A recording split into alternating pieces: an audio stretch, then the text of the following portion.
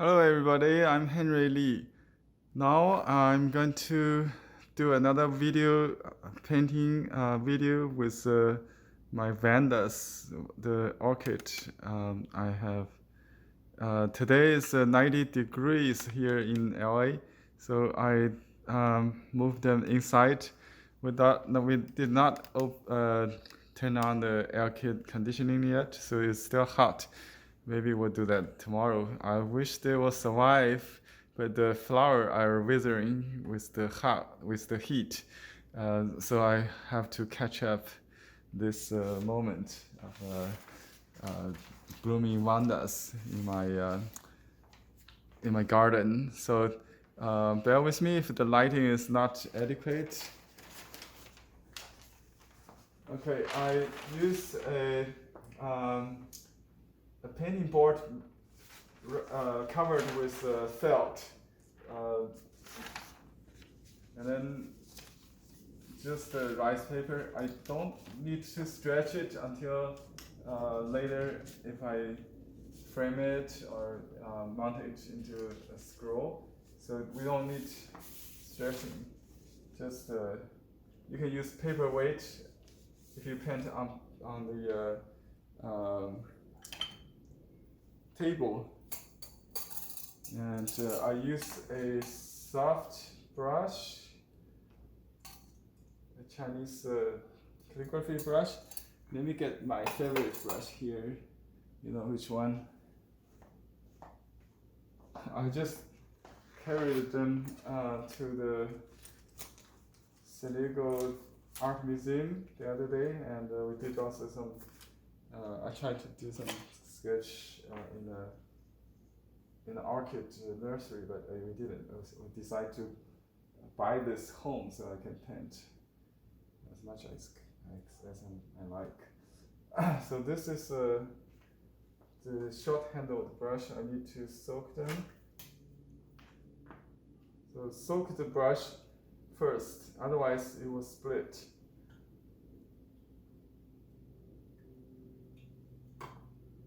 Okay, let me get ink.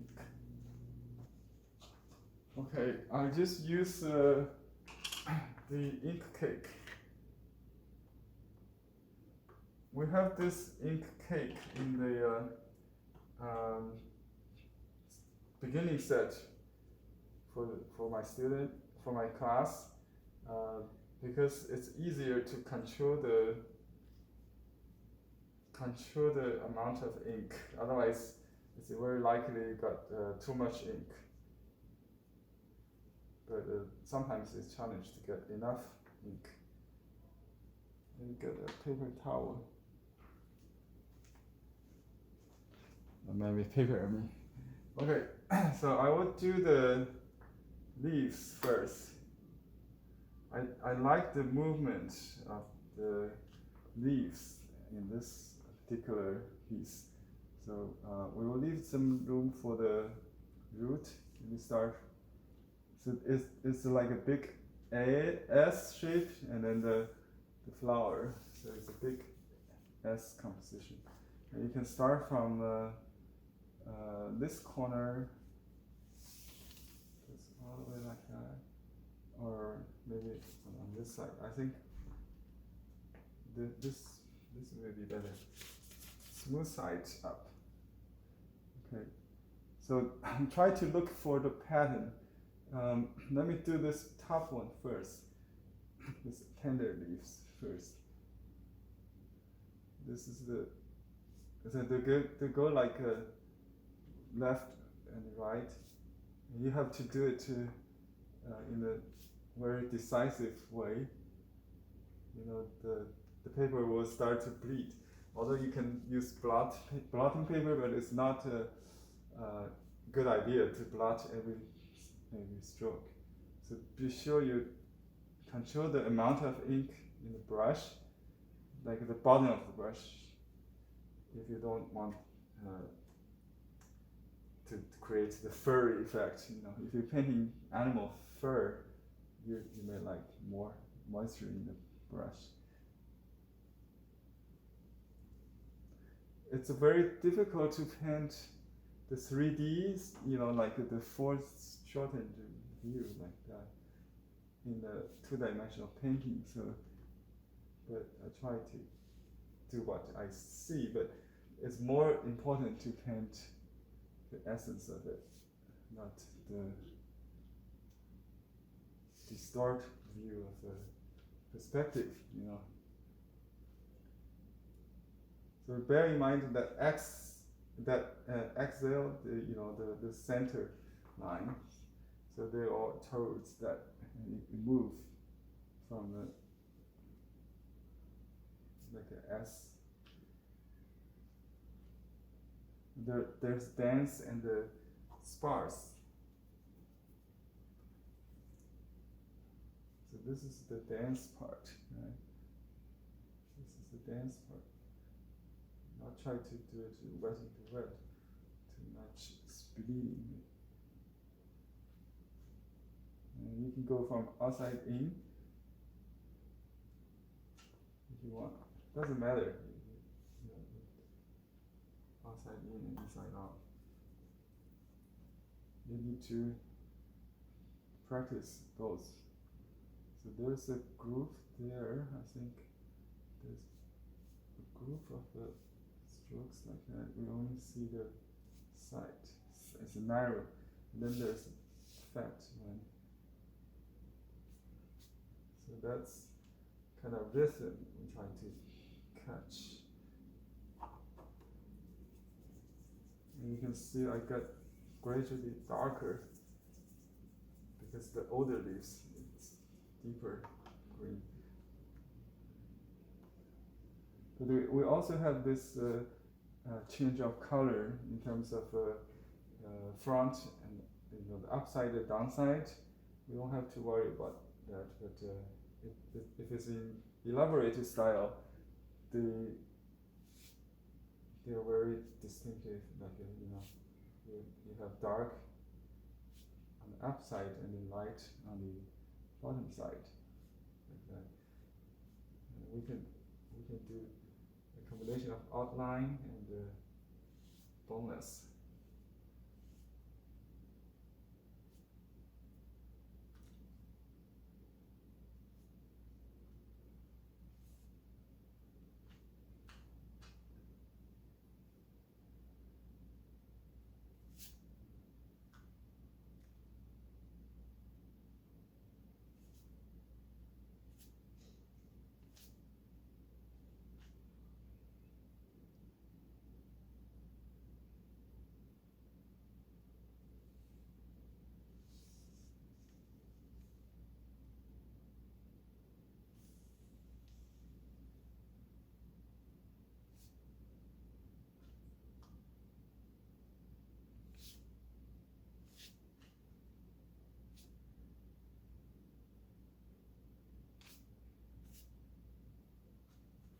There's some roots we need to do in front of the leaves, so I need to leave bricks, you know, or we can just do the roots first.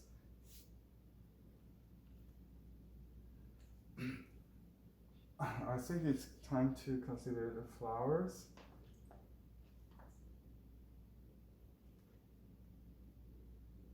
Maybe change the brush. So save this, and it's a clean brush. I got some watercolor.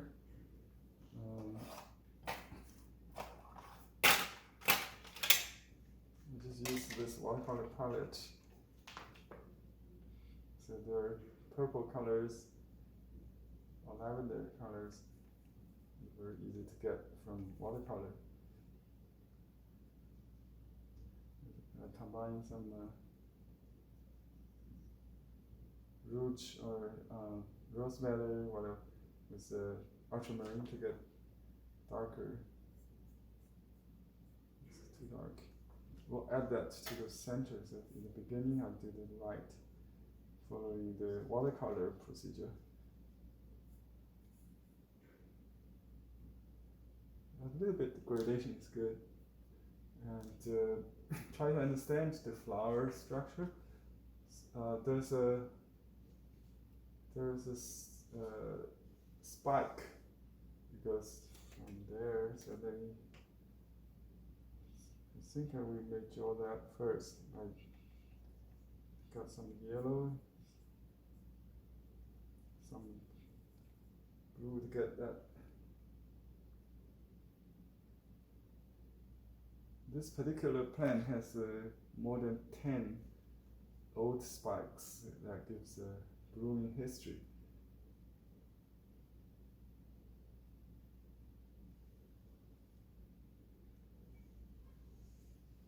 And they grow from the center of the leaf and not on top of the plant.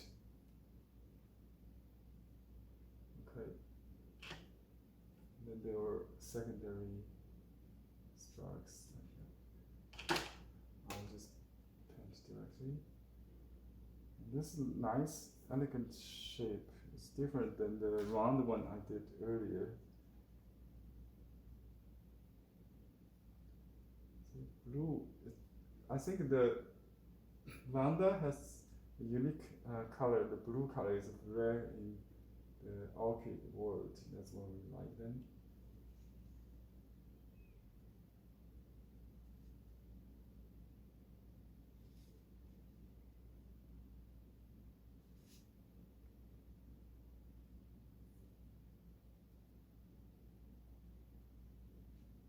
Okay, that's pretty realistic one. There's a white and yellow center. I will dot that later.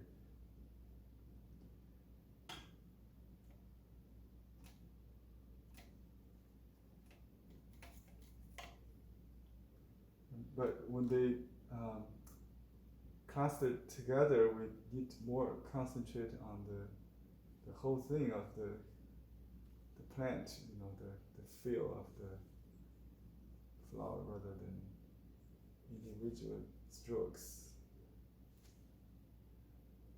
Just like you do with stereo, if every flower is distinctive, it doesn't make a good painting.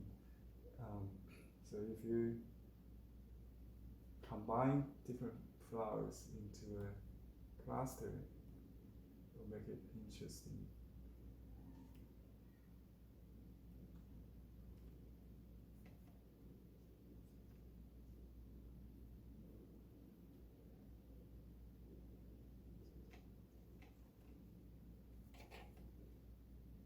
Try to make a nice shape on the top. So make sure you control the whole composition.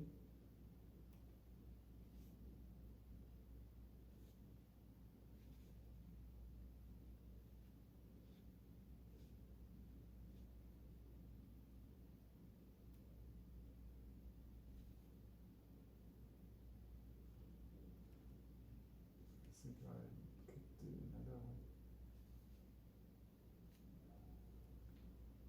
The shape of the cluster is more important than what's in the center.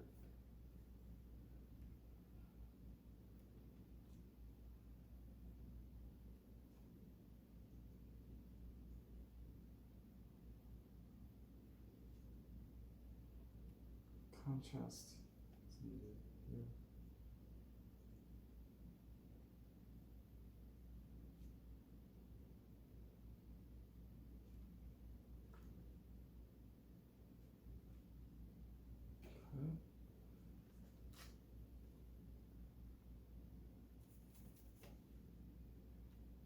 Just increase some depths by adding some darks there and some maybe a side view one behind. Make sure it's not overdoing. So you have to spark in the middle of this.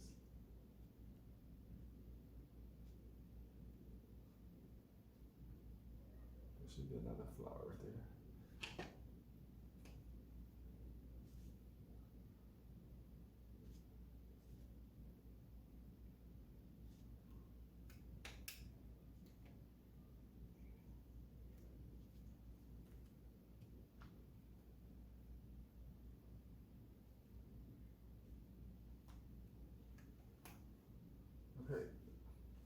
worry about the little sparkles. Let me finish this part.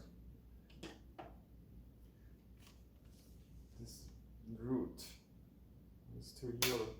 Should be a little bit brown. And the gray, maybe I just mix the brown. There's the purple left here. Actually, you should change the stroke into the tip concealed stroke, I think.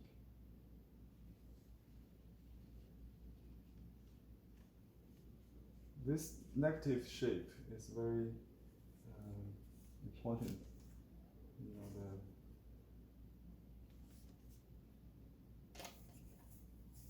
just clean up the palette.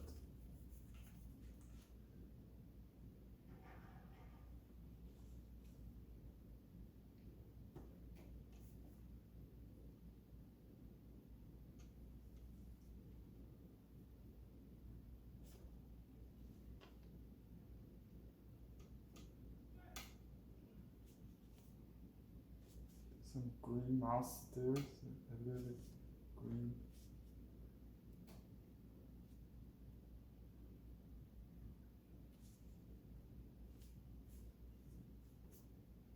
You might ask why I just did ink with the leaves. Well, I can add the color. This is just like a tone, like a black-white base.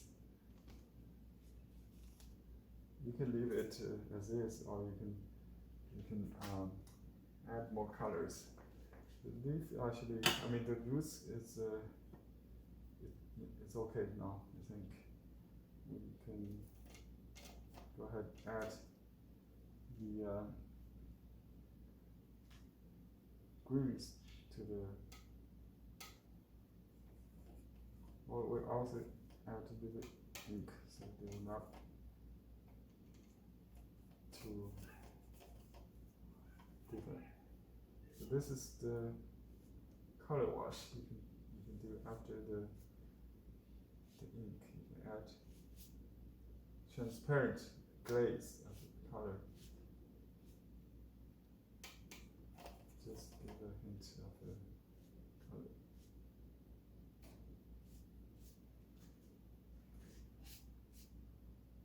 It's better to wait it dry, so you will not.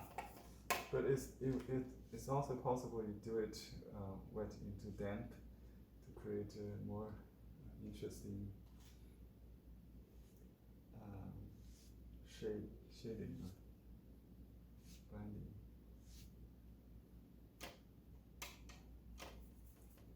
With a little bit yellow there, a little tender. So keep it light.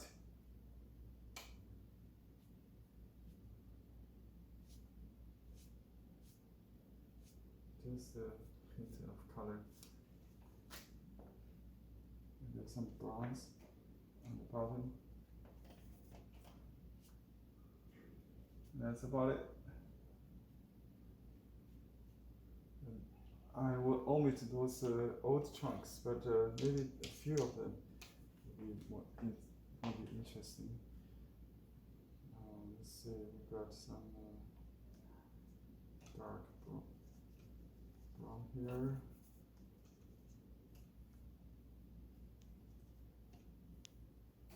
This is a very old one, I think we need to do. Just do one behind.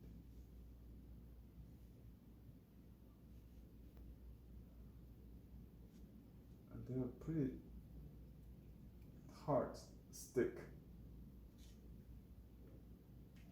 That adds bone to the painting. Bone means a line.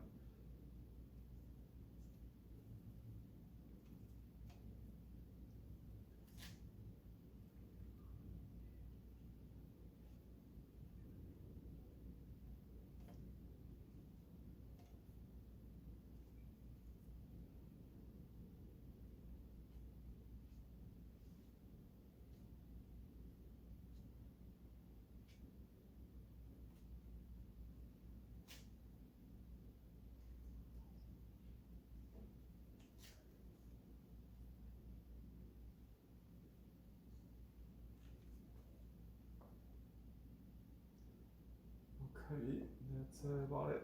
Oh, then you can dot some. Let me see. I don't have a small. Well, I had this long brush. I'm gonna use for the detail.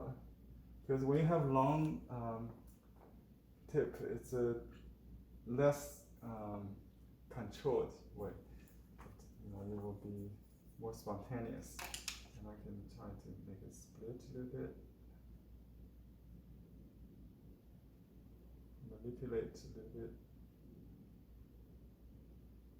See if I can get the dark. So, yeah, see that's the kind of feel I have. Spontaneity with a loose hair brush. So you get loose when you use a long bristle, and if you use a short bristle brush, it tend to be more connect to control. You know, this one it's less controlled.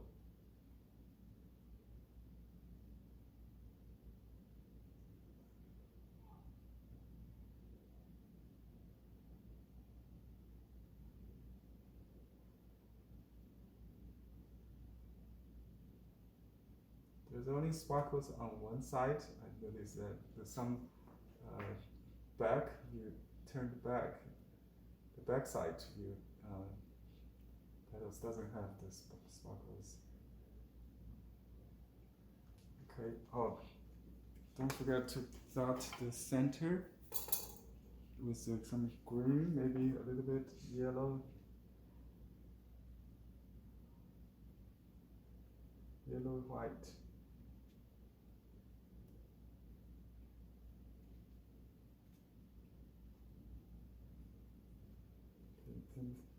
Opaque yellow.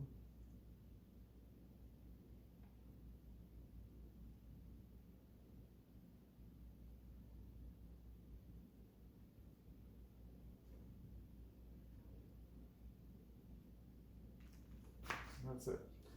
Okay, finally, let me write date and signature, something like that. It's a part of the Chinese brush painting to write poetic inscriptions.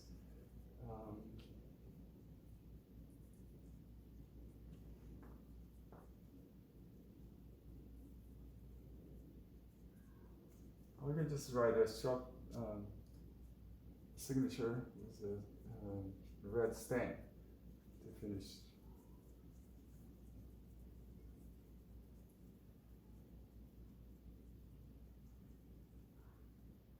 I think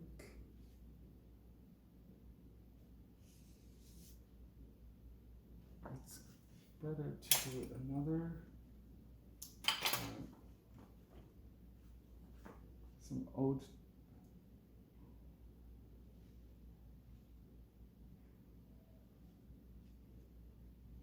branches like that.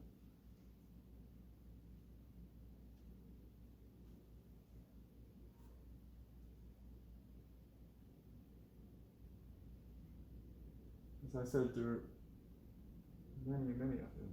It's a characteristic of this particular piece.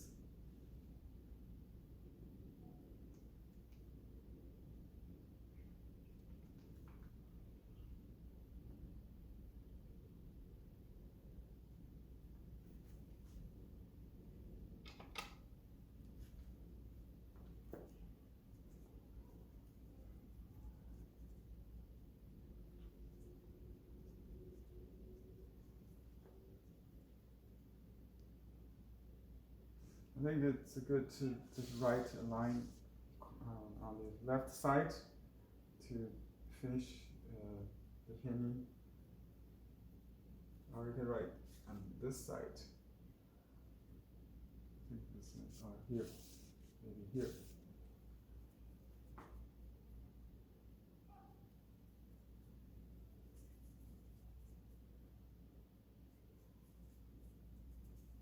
Usually when I sign, I will use liquid ink for easy, but when I paint, it's good to use this ink cake so you don't overload the brush. It's also bleed less, believe it or not. It's like an overnight ink effect. It gives you more pastel or granny body of the stroke. So you can see the bleed is the water, but the stroke stays. That's the overnight ink effect typically you get.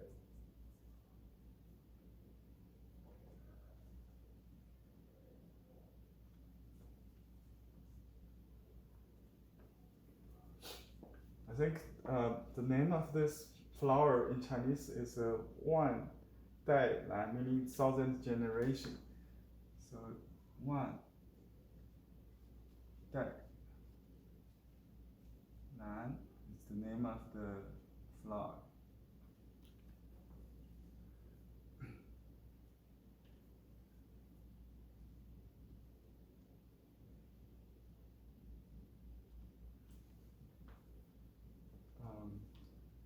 The multiple colors of 1,000th generation orchid.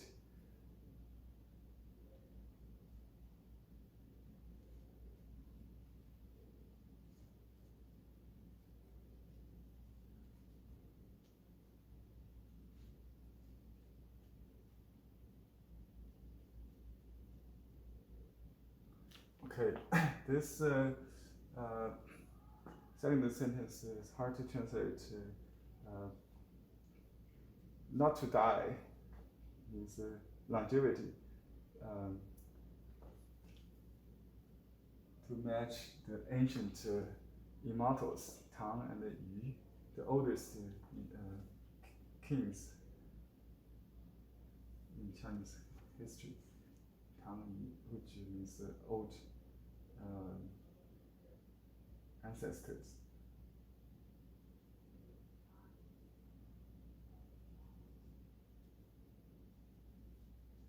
Summer, year of the pig. This is very hot day. 90 degrees here in Illinois.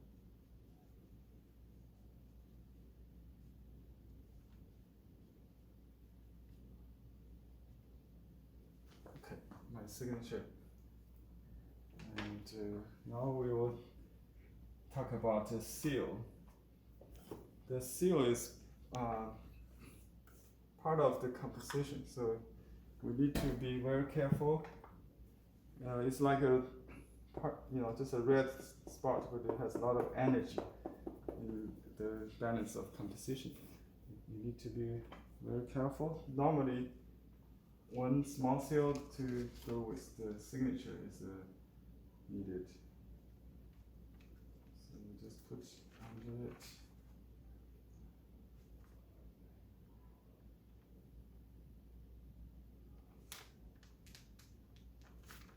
That's my name seal, Xiaohui painting seal. And I'll put a beginning starting seal with the inscription. We normally use it with calligraphy. It's the beginning of the line of the calligraphy. Make sure I do it right this time. Last time I did it upside down. I have made this seal for my 60th birthday. So when you see this seal, it's painted after my age 60. It says obedient ear. It's a Confucius seal.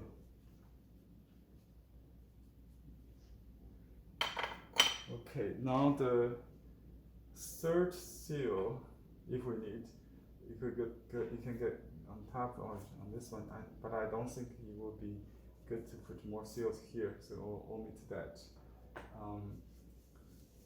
Could be another side seal because, but I think we better leave that. Just 2 seals would be enough for this painting.